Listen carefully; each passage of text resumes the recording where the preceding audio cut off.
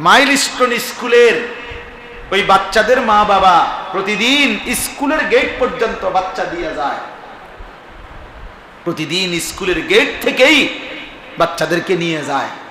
কেন? রাস্তায় যেন অ্যাক্সিডেন্ট না হয়, এই জন্য অভিভাবক স্কুলের গেটে দিয়ে গেছে, এখান থেকেই আবার নিয়ে যায় যেন রাস্তায় কোনো অ্যাক্সিডেন্ট না হয়।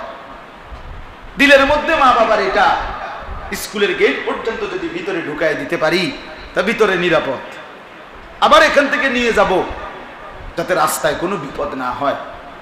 আর শাজিমের মালিক আল্লাহ, তিনি যেন বলে, না বান্দা, মূলত আমি নিরাপদ রাখলে নিরাপদ, আমি নিরাপদ না রাখলে নিরাপদ না।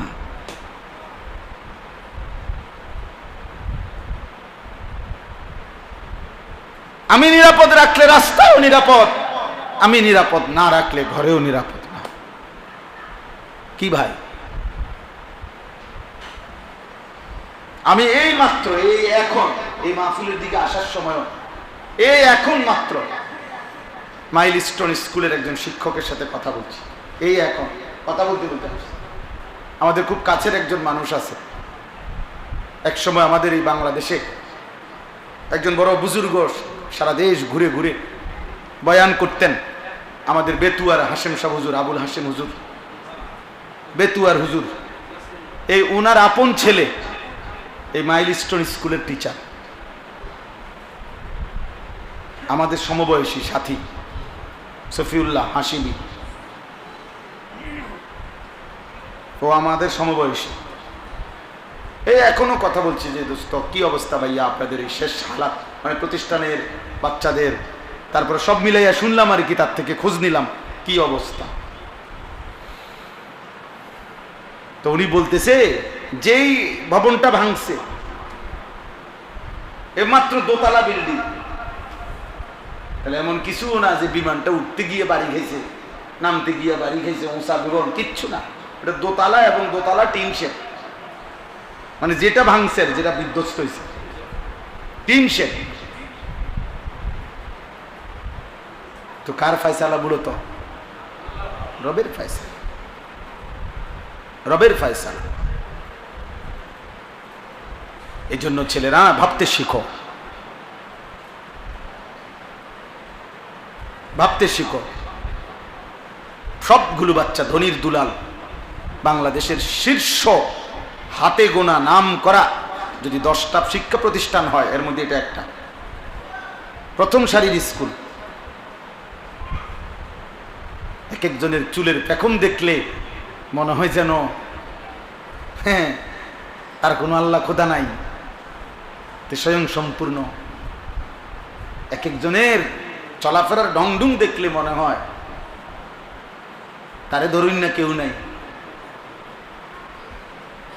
পোলাফানের তাফালিং দেখলেন, পোলাফানের চলাফেরার কথাবার্তার স্টাইল দেখলে মনে হয় অহংকার, আমার শরীর ভালো, সুস্থ সবল, আমার আব্বার টাকা আছে, আমার যখন মন চায় আমি আব্বুর থেকে টাকা নেই, যখন মন চায় আমি মোবাইল টিপতেছি, আব্বু কিছু বলে না, আম্মু কিছু বলে না, সারা রাত মোবাইলে নারী দেখে, ছবি দেখে, যখন যা মন চায় তাই করে, মন চাইলে খায়, মন চাইলে না খায়।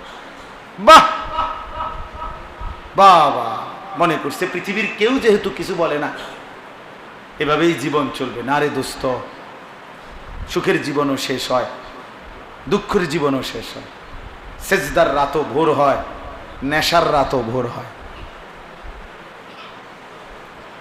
মদখোরও রাত ভোর হয়ে যায়, সেজদাওয়ালার রাতও কি হয়ে যায়? ভোর হয় না? তাহাজ্জুদ নামাজ যে পড়ে তারও ভোর হয়ে যায়। মদের আড্ডায়, জুয়ার আড্ডায় যে রাত কাটায়, নারীর আড্ডায়, জিনার আড্ডায়, ওই হাইওয়ানেরও ভোর হয়ে যায়। কারো দুনিয়ায় থেমে থাকে না, কারো না। এজন্য হাসিও ফুরায় যাবে, কান্নাও শেষ হয়ে যাবে। কয়দিন পরে এই ছোট্ট মাসুম বাচ্চাদের ব্যথাও সবাই ভুলেই যাবে। ব্যস্ততার এই দুনিয়ায় কতক্ষণ মনে রাখবে, কে কারে মনে রাখবে?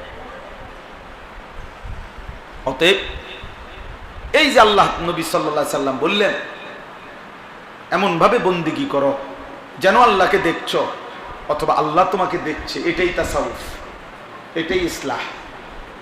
এটা তৈরি করতে হয়, মানে এটা শুধু একটা ওয়াজ শুনলে হয় না, এটা দীর্ঘদিন মেহনত করতে হয়। ওলামায়ে কেরামের সাথে, আল্লাহ ওয়ালাদের সাথে, বুজুর্গদের সাথে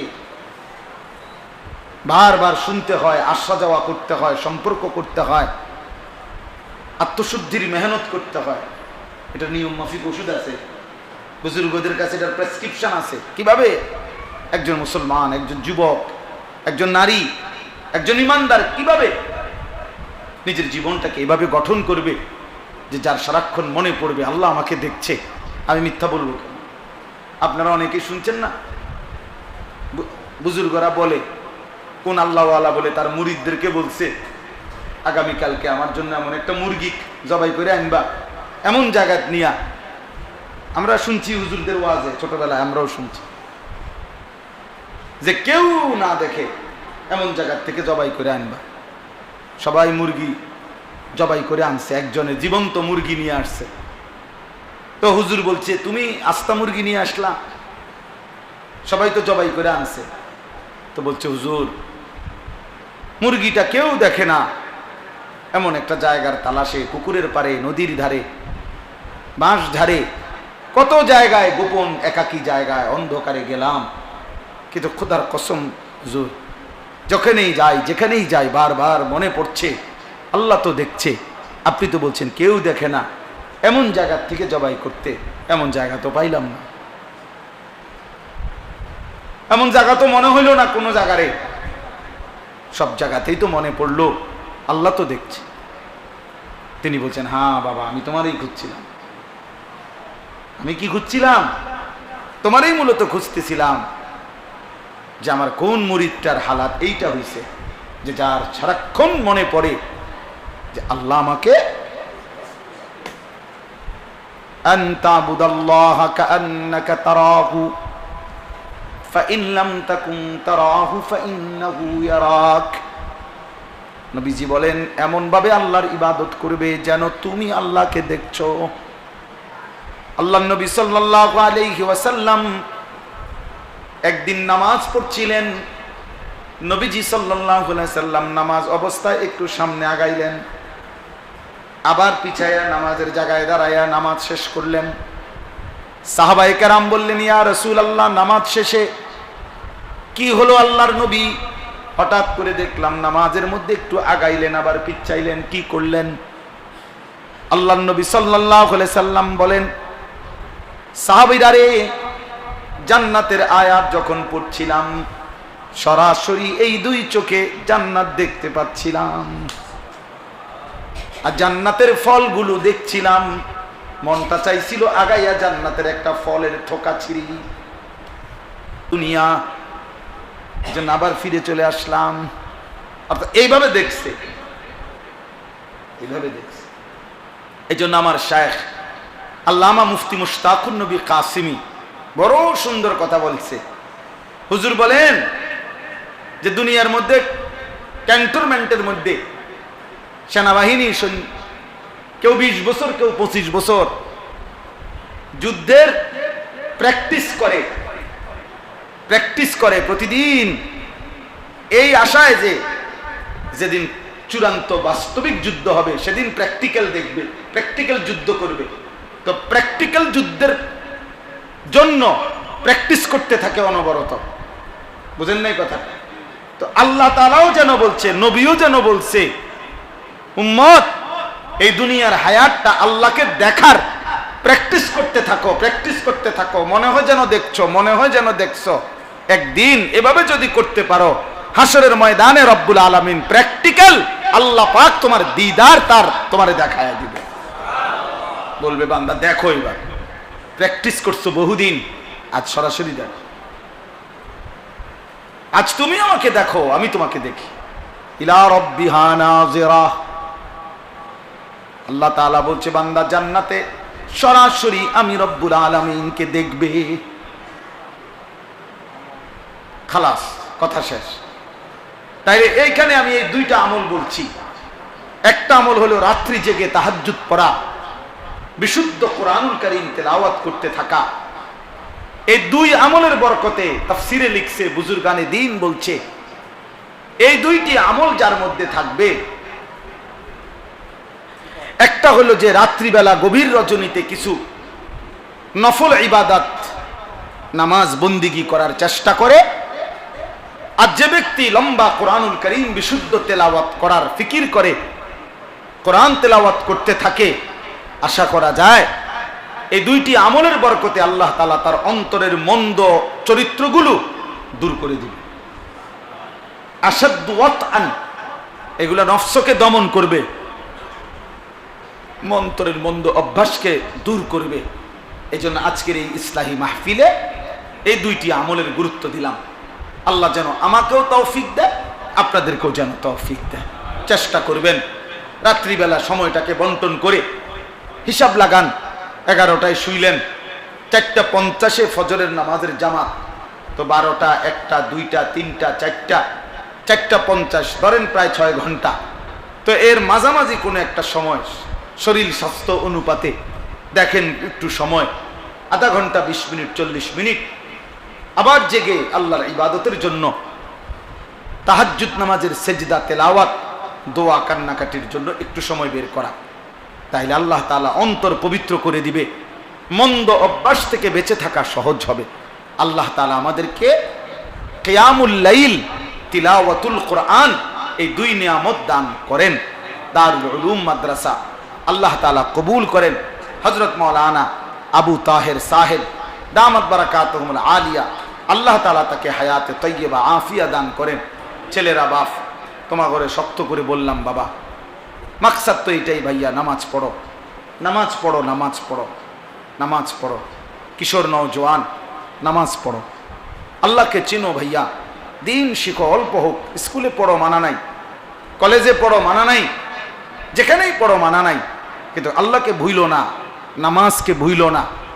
2 রাকাত নামাজ ঠিক করো, 10টা সূরা ঠিক করো, ওযু গোসল ঠিক করো, নিজের ঈমান আমল ঠিক করো, কি বললে, কি বিশ্বাস করলে, কি করলে কুফরি হয়, শিরিক হয়, ঈমান চলে যায়, মুসলমানের পরিচয় থেকে বাদ হয়ে যায়, এটা জানা দরকার, বোঝা দরকার, এটা শেখা দরকার, শেখা দরকার।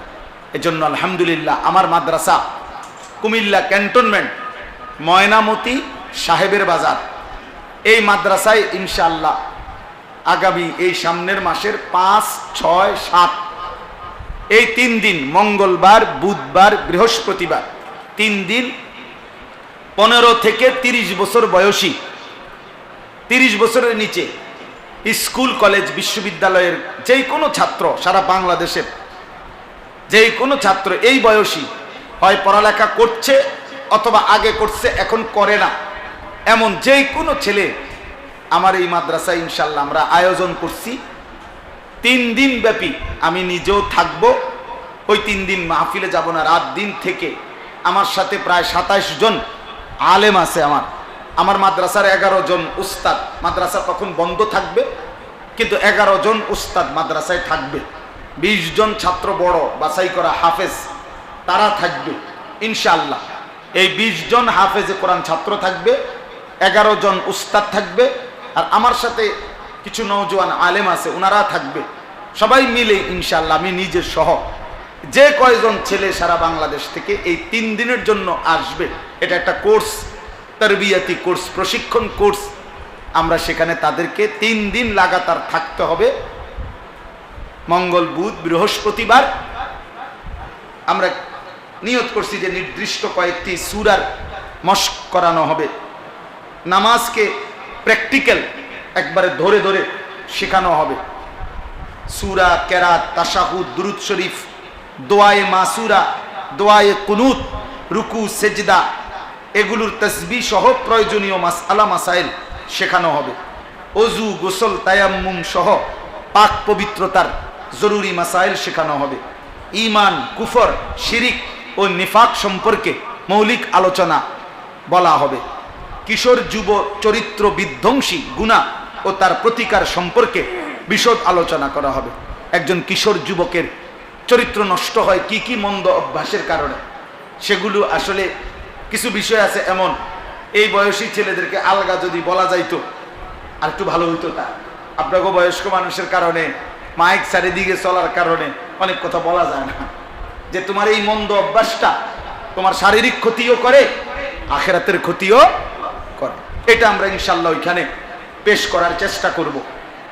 দৈনন্দিন কাজের সুন্নাত এবং মাসনুন দোয়া আলোচনা হবে, জরুরি মাসআলা মাসাইল এবং প্রশ্নোত্তর, ছেলেদের জিজ্ঞাসার উত্তর দেওয়া, সেটাও করা হবে ইনশাআল্লাহ। আমার শায়েখ আল্লামা মুফতি মুশতাকুর নবী কাসিমি হুজুর তৃতীয় দিন বৃহস্পতিবার হুজুর জোহরের পরে বয়ান করবেন। আল্লামা মুফতি আমজাদ হোসাইন সাহেব মুরাদনগর বড় মাদ্রাসার, তিনি আসবেন। আমাদের প্রিয় ভাই মাওলানা ইউসুফ বিন ইকবাল, তিনি আসবেন ইনশাআল্লাহ। মাওলানা ইয়াহিয়া ইউনুসি কোম্পানিগঞ্জ মোরগ বাজার মসজিদের খতিব, তিনি কথা বলবেন। আমি একজন বড় ডাক্তার দাওয়াত দিছি কুমিল্লা শহরের, ডাক্তার মাহবুব মুর্শেদ, ওনারে বলছি যে স্যার, একটা ছেলে তার চরিত্র নষ্ট করলে তার শারীরিক ক্ষতিটা দুনিয়াতে কি হয় এইটা আমনে বলবেন। আমি তো আখিরাতেরটা বলি আমরা, আমনে বলবেন তার দুনিয়াবি ক্ষতিটা কি। তো স্যারেও ইনশাল্লাহ আসবে, ডাক্তার মাহবুব মুর্শেদ সাহেব। এই আয়োজনটা কিশোর যুবকদের জন্য 5, 6, 7 আগস্ট রোজ মঙ্গলবার, বুধবার, বৃহস্পতিবার, মানে ওই সময় আমাদের মাদ্রাসা বন্ধ থাকবে। তো ছাত্র সব, আমার মাদ্রাসায় প্রায় 500 ছাত্র, তারা বাড়ি চলে যাবে। উস্তাদরা নির্ধারিত কিছু উস্তাদ যারা এগুলো শেখাবে, মানে আমার ইচ্ছা হলো 5 জন ছাত্র 10 জন ছেলে একত্রে গ্রুপ করে তারা যেন রাতে দিনে শিখে, আর মাঝে মাঝে বয়ান হবে, নসিহত হবে, দিক নির্দেশনা দেওয়া হবে। এই জন্য এখানেও যত যুবক আছো ভাইয়া, সারা বাংলাদেশ থেকে অনুমতি আছে, যেখান থেকে আসুক, যাদেরই সুযোগ হয় যাওয়ার চেষ্টা করো। 3টা দিন আল্লাহর জন্য একটু সময় দিলে আল্লাহ বরকত দিবে। থাকা খাওয়া বাবদ কোনো কিছু লাগবে না, কোনো ফি নাই। ও ফি দেওই না, আল্লাহর বহু বান্দা আছে যারা আম করে মহব্বত করে, আল্লাহর দয়ায় ওরা দিবে 30-এর উপরে। আমি বলছি আমার অনেক মহব্বতের মানুষ যারা 30-এর উপরে বয়স আছে, হুজুর আমরা যাবো না, আপনারা এটা এরা বাচ্চা ঘর খানা দানার জন্য টাকা দিবেন, আপনারা মাল দিবেন, ওরা জান দিবে, মানে জানে শরীর হবে। তাই এই জন্য ইনশাল্লাহ এটা ব্যবস্থা হবে। এই জন্য যারা উপস্থিত হবে তাদের ছেলেদের কাছ থেকে কোনো টাকা নেওয়া হবে না। সোমবার দিন সন্ধ্যায় 4 তারিখ আসবে, বৃহস্পতিবার দিন আসরের নামাজের ওয়াক্তে ইনশাল্লাহ শেষ হয়ে যাবে। আমাদের মাদ্রাসায় কুমিল্লা ক্যান্টনমেন্ট, ময়নামতি, সাহেবের বাজার, এদিক থেকে তো সহজ। কুমিল্লা ক্যান্টনমেন্ট থেকে বিবারিয়া সিলেট রোডের দিকে আসলেই আপনার সাহেবের বাজার। আল্লাহ তাআলা আমাদেরকে তৌফিক দান করেন। আমি এখানেও অনেক মিডিয়ার ছেলেরা আছে, এই জন্য একটু ভাঙ্গা বলছি। ইনশাল্লাহ এদের এই প্রচারের বরকতেও সারা দেশে এটা পৌঁছেছে। আল্লাহ তাআলা আমাদের সকলকে ভালো কাজের অংশীদার হওয়ার তৌফিক দান করেন। আল্লাহ তাআলা আমাদেরকে কবুল করে নেন, আমিন। আলহামদুলিল্লাহ রাব্বিল আলামিন। মৌলাই করিম আপনি মাফ করে দেন, আয় করিম আপনি মাফ করে দেন, আয় রহমান আপনি মাফ করে দেন, আয় আল্লাহ এই মজলিস আপনি কায়েম করে দেন, ধারাবাহিক করে দেন, ধারাবাহিক করে দেন আল্লাহ, ধারাবাহিক করে দেন। আমাদের জীবন সুন্দর করে দেন, আখলাক সুন্দর করে দেন, জেহান সুন্দর করে দেন, বুদ্ধি বিবেচনা সুন্দর